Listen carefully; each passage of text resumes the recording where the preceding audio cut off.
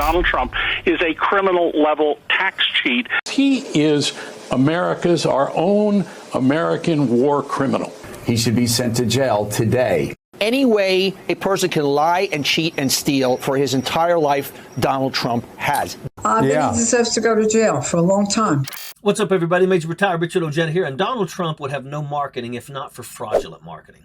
This lawsuit was put forth in 2018 when Trump and his mutant offspring conned some investors into fraudulent business scams. This shows a couple of things here, which are both hallmark MOs for this little tight-knit crime family. Number one, they live their whole lives in court. The only business they have is one Ponzi scheme after another. And second, it shows how they live like blood-sucking leeches off of our government, playing the long game of evading crime and continuing corruption off the holes in the legal system. And former President Donald Trump, his adult children, and the former president have now agreed to sit for depositions in a fraudulent marketing suit that'll happen later this year. According to a Friday court filing, his sons Don Jr. and Eric will be deposed in May, while the former president's deposition is scheduled to take place in June.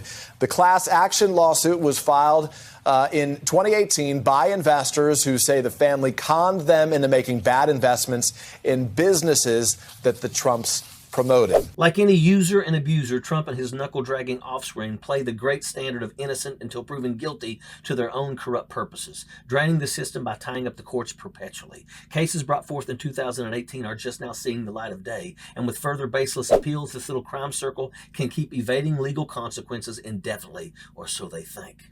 These leeches have lived off the backs of the system their entire lives. They have no business. They provide no product or service to benefit society. Instead, they play a ruse and leech as much off the government or other people's money as they can and put on their play-acting show to cry innocence in court, meanwhile settling on a handshake deal out of court with, yet again, other people's money.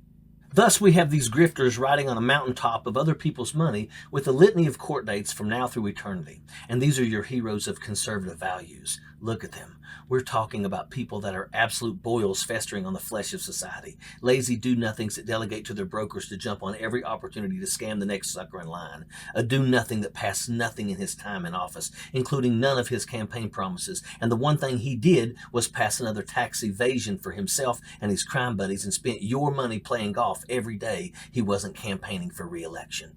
Yeah, those are real hallmarks of conservative values for sure. Honestly, they are definitely hallmarks of the Republican Party because there was nothing remotely conservative about the Republican Party. The party of money-hungry, money-laundering, money-loving devils. They couldn't be farther from family values. They couldn't be farther from loyalty. They couldn't be farther from traditions. They used those as an incredibly thin and transparent guise to hide their intentions to get themselves in the game to abuse it. They want power because it's a business opportunity. Why work when you can skim off the top of everybody else's work? And if you write the laws, you can get away with anything.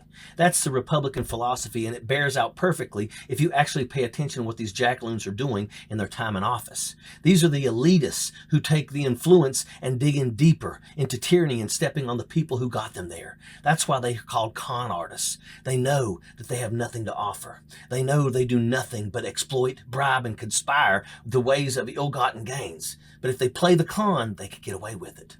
Thus, we have politics as the perfect arena for the greedy, soulless scoundrel. Because in politics, you're never judged by your actual work. You're judged by your pretty little words that convince the uneducated. And they just love the uneducated. They just love the insurrectionists. Mindless little pawns flock to the feet of thy master. Under Trump, the lid of the Republican Party has finally been blown off completely, and we see them for what they are. Conservatives? Hardly. Money-grubbing demons who will cut your stomach open if they think you've swallowed a penny is more like it. Sappers clear the way, airborne all the way.